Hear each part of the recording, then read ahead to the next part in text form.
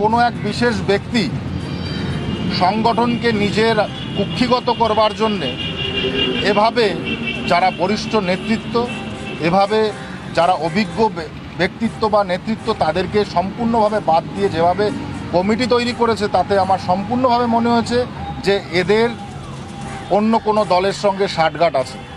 তাই কারোর কথা না চিন্তা করে, সবাইকে উপেক্ষা করে, আজকে যদি পার্সেন্টেজের কথা বলি, 90% মানুষকে, দলে থাকা 90% মানুষকে বাদ দিয়ে কি করে কমিটি তৈরি হলো, আর সেটা কি ভারতীয় জনতা পার্টির ক্ষেত্রে ক্ষতিকারক নয়? এই প্রশ্ন আমি সবার আগে তুলে দিচ্ছি, এবং এটাই সবচাইতে আগামী দিনে যাতে ভারতীয় জনতা পার্টির ক্ষতি না হয় সেই মোকাবিলার্থে আমরা একত্রিত হয়েছি, এবং ভারতীয় জনতা পার্টির যাতে কোনোভাবে ক্ষতি না করতে পারে এরা, সেই উদ্দেশ্যকে আমরা আগামী দিনে বানচাল করব। এই উদ্দেশ্যে আমাদের মূল বৈঠক। সংগঠনের একজন নেতা, আপনাদের নিশ্চয়ই নাম বলতে হয় না, বুঝেই গেছেন কে। সংগঠনের দায়িত্বে কোন নেতা আছে সেটা আপনারা বুঝে গেছেন। আমি নাম বলে তাকে আমি হাইলাইট করতে চাই না। আমি জানি না তার কি প্রভাব আছে পশ্চিমবঙ্গে। তার একার জন্য টোটাল বিজেপি ধ্বংস হয়ে যাবে, এটা হতে দেব না, কখনো হতে দেব না। কারণ আমরা চাই মাননীয় প্রধানমন্ত্রীজির হাতকে মজবুত করতে, আমরা চাই ভারতীয় জনতা পার্টির হাতকে মজবুত করতে, এটাই কথা। আপনারা কি তার অপসারণ চাইছেন?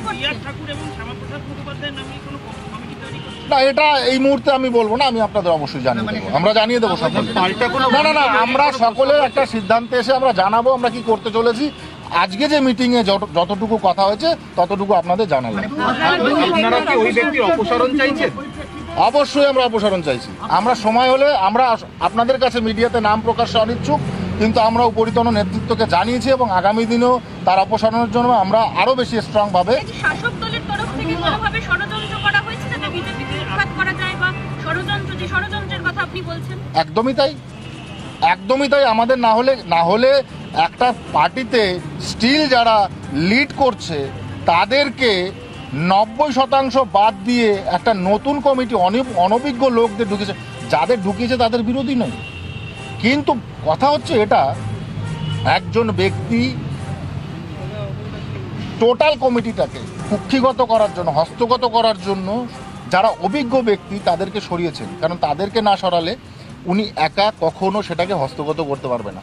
আর উপরিতন নেতৃত্বের সম্ভব নয় গ্রাসরুটে গিয়ে প্রত্যেকটা অঞ্চলে বা প্রত্যেকটা ব্লকে বা প্রত্যেকটা জেলায় গিয়ে খোঁজ নেওয়া। তাই আমার মনে হয় উপরিতন নেতৃত্বের দৃষ্টি আকর্ষণের জন্য আমাদেরকে এটা করতে হচ্ছে, আগামীতে করতে হবে বৃহত্তর আকারে।